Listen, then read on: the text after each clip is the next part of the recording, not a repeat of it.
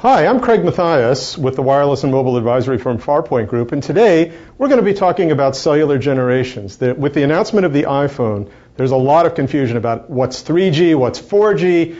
A lot of these terms are imprecise, but I want to give you at least a little perspective on where they came from and where we're going with this technology and these set of technologies over the next few years. 1G, as you might guess, was the original analog cellular. And by analog, we mean the carrier was analog. We weren't sending bits over the air. We were, in fact, just sending waveforms, and primarily for voice. It turns out we could also do a limited amount of data. It didn't work very well, but it did work. And this whole technology actually sounded very good as well. One of the problems, though, is there were an awful lot of these in the world. We use something called AMPS in this country. In Europe, they had more than 8 different cellular systems, including NMT and TAX and a bunch of others. It was a mess. But there was a bigger problem, and that's what led to the development of digital cellular. Now, in digital, we're talking about sending ones and zeros over the air. And believe it or not, we did not do this in order to make voice sound better. We did it to get more bits on the air. Digital is more spectrally efficient, so we get more customers on the air, more conversations simultaneously. No real emphasis on data here either. In fact, this was rarely deployed. It was difficult to find, at least in this country, anybody doing data on 2G systems. And there were also a number of these that were completely incompatible with one another. TDMA, which was used by AT&T, GSM, which was used by T-Mobile, and then CDMA, which was used by Verizon and Sprint. And these technologies still exist to some degree, but gradually the carriers have been migrating to 3G. Now, there was an interim step on the way, something we call 2.5G, and that was simply putting packet data onto a 2G wireless network. So instead of circuit data, we used packet data, and the key technology here was called GPRS, the General Packet Radio System. Now, this could actually go, in theory, up to 171.2 kbits per second, but most users saw, say, 20 to 40 kbits per second. And again, this is still available in some markets as well. 3G, however, was a big step forward. Here we're talking about digital, but not narrowband anymore, broadband, and exclusively packet data. In fact, we have gotten throughput up to very, very high levels, 3.1 megabits per second on CDMA networks. This is the evolution of this CDMA. And in reality, a lot of users are reporting 500 to 700 kbits per second. Now, of course, your mileage will vary. Throughput is always highly variable. But we have been seeing significant advances here, including a new revision of EVDO that is being rolled out now by Sprint and Verizon. Now, instead of IS-95, this is called CDMA 2000, and again, the carriers here are Verizon and Sprint. And then the other competitors in this country, the major competitors, AT&T and T-Mobile, are using the evolution of GSM technology, which is called UMTS, Universal Mobile Telecommunication System. So those are the key carriers today. Now, the development of the iPhone 3G, the announcement of the iPhone 3G brings up a very interesting question. The first iPhone used a technology called EDGE, which stands for Enhanced Data Rates for Global Evolution, and it is in fact just an evolution of GPRS.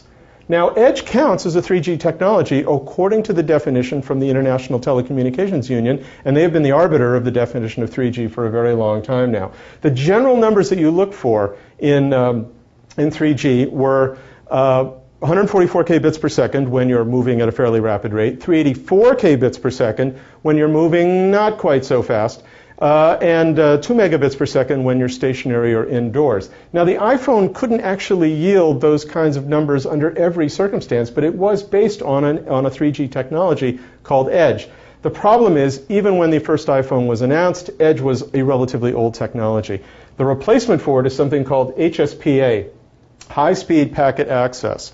Now, you may know this as HSDPA for high-speed downlink packet access, or HSUPA for high-speed uplink packet access, but it's all under that same technological umbrella. And we call this 3.5G because just as we had an advance over 2G to 2.5 here that was quite notable, we had an advance over 3. And the advance over 3 is the fact that we can now go much faster than 2 megabits per second. How much faster? A lot faster.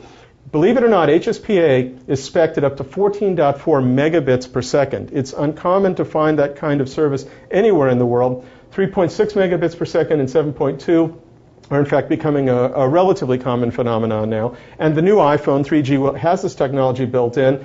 You will not, in general, see those kinds of numbers. As is always the case, there's a big difference between peak and actual based on loading, your distance from the cell, the phases of the moon. Radio propagation is a fairly difficult technology to explain. But you can expect that you'll be getting 1 to 3 megabits per second, something on that order, out of these technologies going forward.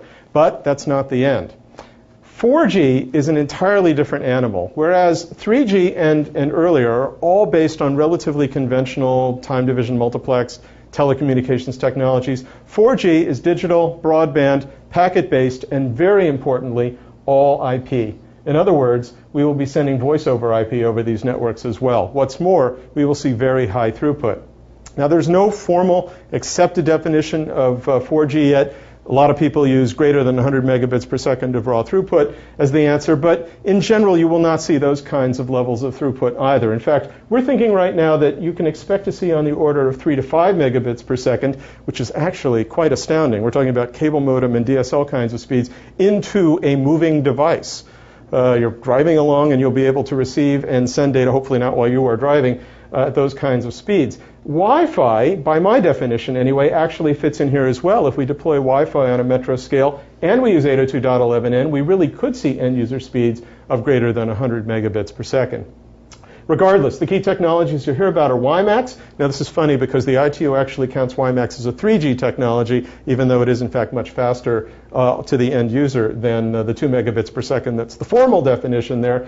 LTE, which stands for long-term evolution. This is, in fact, the evolution of UMTS. And then Wi-Fi, which a lot of people would not think of as a cellular technology, but in fact it is. It supports handoffs. There's work underway now to be able to do those handoffs at fairly high motion speeds. So Wi-Fi, I think, will play a role in this as well. And of course, the ability to hand off between these different technologies could become a key element in the success of 4G going forward as well. Is there a 5G? No, we're not talking about anything like 5G at this point, but gigabit wireless will be the next big topic that will be tackled by a lot of engineers and carriers out there as well. So you can look forward to that at some point, but for now, we've got you covered. If you're looking for higher throughput, the entire history of cellular and wireless is oriented around delivering better service at higher throughput, and we're going to be looking at some really amazing numbers over the next few years. I hope this has been helpful. I'm Craig Mathias. Thanks very much for watching.